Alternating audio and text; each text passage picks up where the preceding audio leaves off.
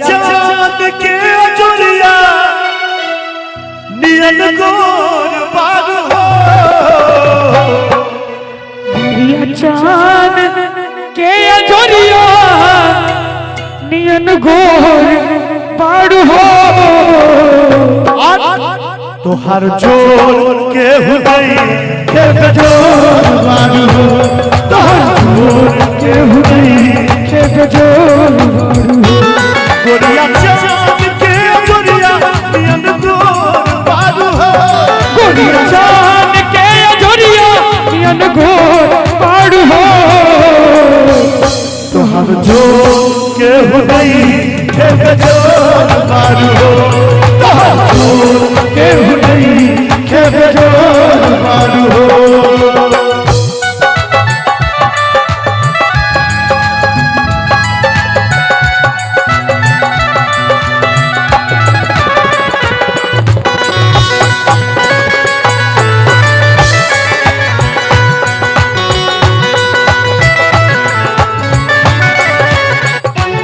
तोहर होठ चटकार गुलाबी नियन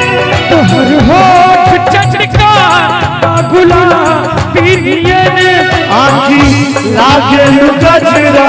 शराबी नियन आँखी लागे गजरा शराबी नियन गोरी रंग बाभरल मोर मोर बारू हो तू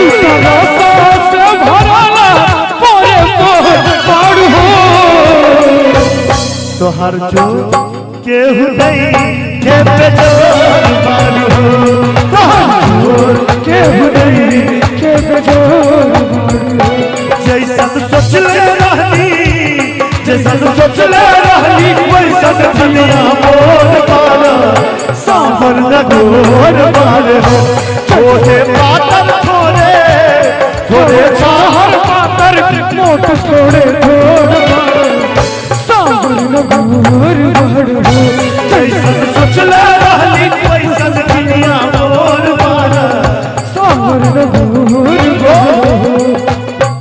इश्क और प्यार का मजा लीजिए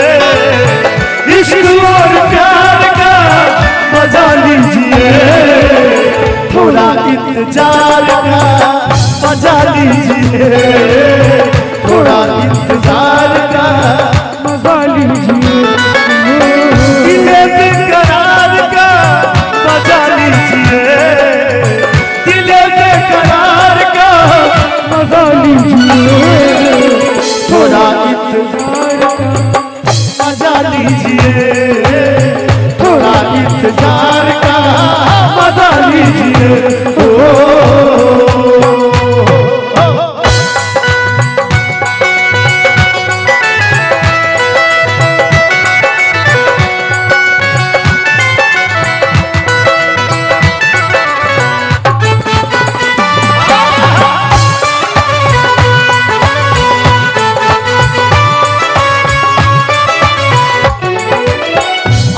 गई है चांदनी जवान है ना तो कोई बेबसी है ना तो कोई जान है आधी रात ढल गई है चांदनी जवान है ना तो कोई बेबसी है ना तो कोई जान है आप भी खुमार का मजा लीजिए आप भी खुमार का मजा लीजिए थोड़ा इंतजार मजा लीजिए थोड़ा इंतजार का मजा लीजिए चांदी जैसा रंग है तेरा सुन जज्बा चांदी जैसा रंग है तेरा सोने जैसा एक तू ही धनवान है कोई बाकी सब गंगा एक तू ही धनवान है कोई बाकी सब गंगा एक तू ही धनवान है कोई बाकी सब गंगा एक तू ही धनवान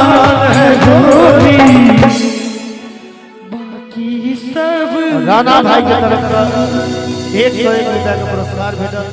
हमरा सब कलाकार के तरफ से।